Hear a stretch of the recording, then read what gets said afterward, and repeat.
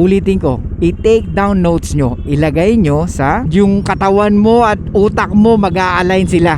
Para talagang mag-sink in sa brain mo at talagang maintindihan ng katawan mo at ng brain mo na. And ayoko sa babae, yung tingin ng tingin sa salamin every time na may nakikita siyang salamin. Hey, what's up guys? Magandang gabi sa inyong lahat.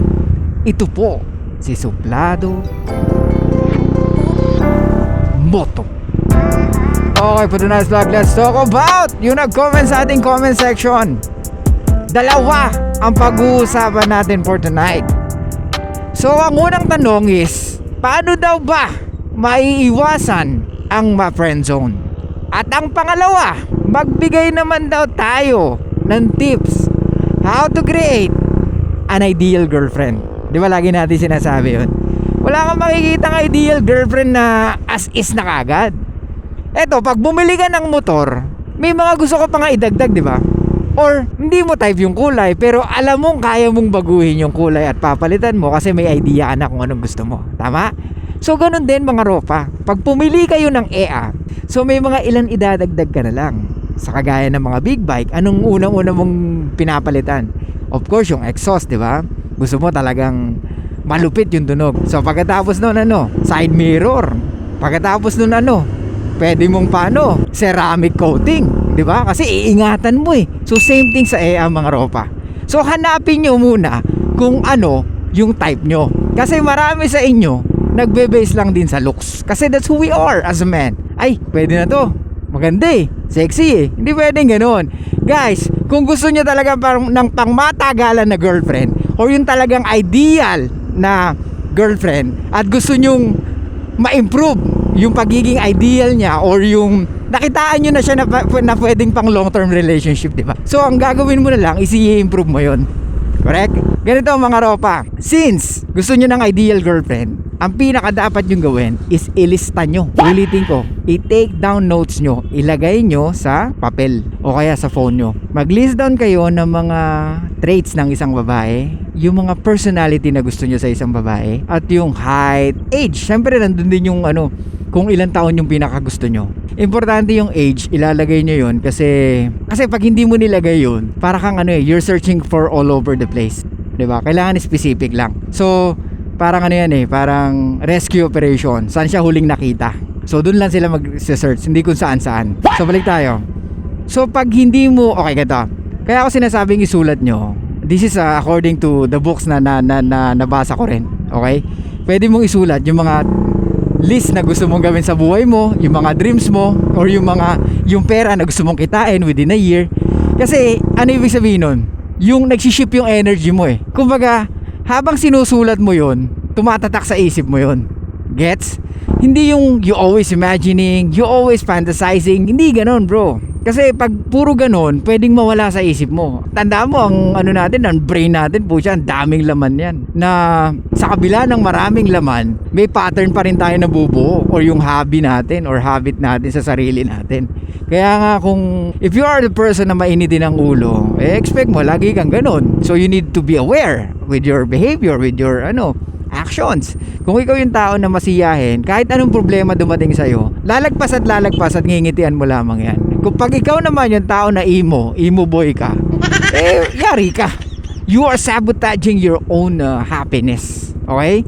So lahat ng sinasabi ko sa atin, either negative or positive, you need to be aware with your behavior. Okay? Especially sa mga gusto mong maabot, kung ano man yung mga gusto mong baguhin sa sarili mo. Kasi hindi pwede na, sige next year babaguhin ko na to, sige next year ganito na ako. O nasa na Brad? Yung mga New Year's resolution nyo, nasa na? May nabago na ba kayo? May nasimula na ba kayo? May na mga ropa, June na next month. Paano gagawin natin? Bahala na, ganun. So kaya mga ropa, kung gusto nyo ng ideal and you want to create an ideal girlfriend, kailangan mo i-take down yung mga list na mga gusto mo sa isang babae. Personality and yung traits niya or yung saan siya galing. Pwedeng ikaw bahala, di ba? Nasa sa'yo yan eh. Pwedeng around your area. Ikaw bahala kung saan mo gusto makita yung babae na gusto mo, di ba? Pero lagi kang maglalagay ng specific. Okay? Let's say gusto mo 5'4" na babae. Yan. Yung size ng bra, pwede mo rin ilagay. Oh, totoo yun, ropa. Huwag kayo tumawa. Totoo yun. Sa mga babae nakikinig sa atin, ladies, syempre may ano rin kami preferences ha. Baka mamaya sabihin nyo, wow, may ganun pa si boy. Of course, kayo lang ba may preferences? Of course kami rin. Kung gusto mo na malaking puwet, kung gusto mo na nag-gym, di ba? Kung gusto mo na on point lagi manamit. Ropa, eto, may mga babae na magagaling manamit. May mga babaeng magaganda pero hindi magaling manamit. Ako, I admire those women na magagaling magdala ng damit. Pero I'm not a fan of women na panay makeup or yung masyadong may makeup. Hindi ako fan ng ganun. And ayoko sa babae yung tingin ng tingin sa salamin every time na may nakikita siyang salamin. Feeling ko very very in love with herself na wala na siyang ibang nakikita kundi sarili niya. Pero kung sa inyo trip niyo yun, then go. Pero ito mga ropa, let's say may ka-date ka. Tingnan mo lagi, every time na makikita niya yung salamin, lagi siya nagpo-post, lagi siyang tumitingin, then you need to be careful. Yung mga ganung micro yun, brad micro yung mga ganung behavior Pero it helps you, maniwala ka sa akin. It helps you to find a better girlfriend once na nilist down mo yan. Pag sinulat mo yan, lagi mong basahin or let's say every week, di ba, hanggang di mo pa siya nakikita. Kasi pwedeng mabago yan Let's say may nakilala kang ganito na babae, or let's say wala dun sa list yung hinahanap mo sa isang babae, tapos may nakilala ka, so pwede mo i-list down, ay gusto ko rin pala tong ganitong mga babae. So ganito mga ropa, bakit ko sinasabi to? Kasi once ni-list down mo yan, once na ni-note mo yan, lagi mo maalala. Gets?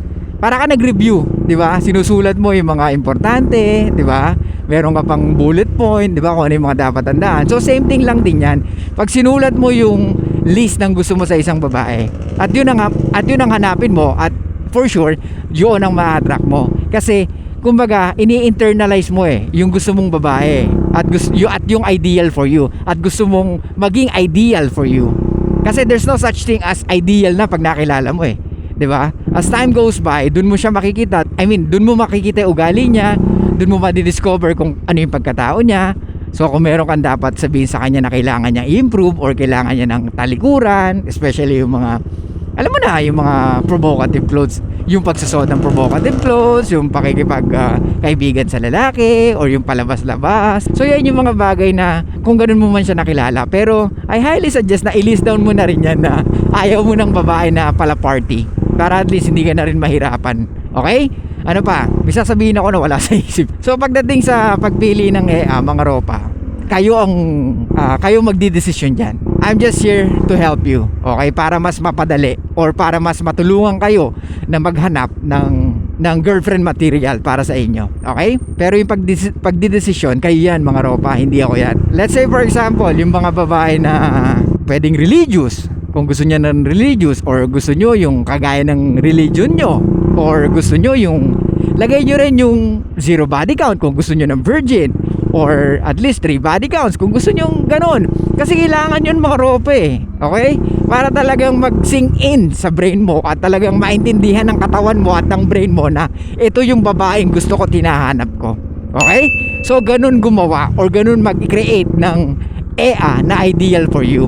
So unti-unti yan. Pero mga ropa, yun, naalala ko na. Kaya ako sinasabi to, yung i-list down nyo yung mga ideal traits ng babae or personalities na gusto nyo sa isang babae, or even vital statistics.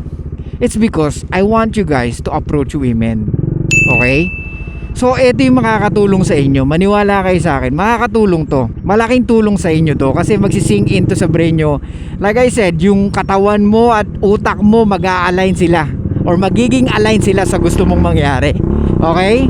Kasi kung ano yung binabasa mo, pwedeng ikilos mo. Or kung ano yung binabasa mo, yun ang thinking mo. At pwedeng yun ang maging actions mo. So ganun lang yun. Kaya nga kung ikaw kung very negative kang person, yun yung usually nagiging action ng isang negative person. Yung lahat ng arte niya negative, or lahat ng pananalita niya, or lahat ng lumalabas sa bibig niya negative. Pero kung ikaw yung taong masiyahin sa kabila ng problema mo, nakakapagsalita ka pa rin ng magaganda. Diba? So because that's who you are. So ayun mga ropa. So kaya ako sinabi yun, uulitin ko, kaya ako sinabi yun is para mag-approach kayo ng Please lang, mag-approach kayo. Kasi malaking tulong yan sa inyo. It can improve your game. Dapat i-action nyo din. Lahat ng mga sinasabi ko dito, sabi nyo, natutuwa ako kasi nilalagyan nyo ng brain yung mga, yung mga comment nyo or emoji na brain. So, nakakatawa ng puso na sinasabi nyo yun sa akin at kino-comment nyo yun kasi ang dating sa akin is parang malalim yung ano natin, yung discussion natin or yung sineshare ko sa inyo at naaabot ko kayo, 'di ba? Or I don't know, maybe it's ano ba yun? Mautak ba yung binitawan natin or malaman ba or very intelligent ba yung mga bitaw natin? Anyway, so yun nga mga ropa, please. Ayan, nagpi-please na si Suplado Moto. Magano kayo? Kasi ang laking impact niya pag nag-approach kayo ng EA kumpara sa nanonood lang kayo sa akin or nanonood kayo sa mga ibang vlogger or sa mga ibang dating coach or sa mga ibang nagbibigay ng tips how to find a girlfriend. Okay? So sana makatulong yan sa inyo.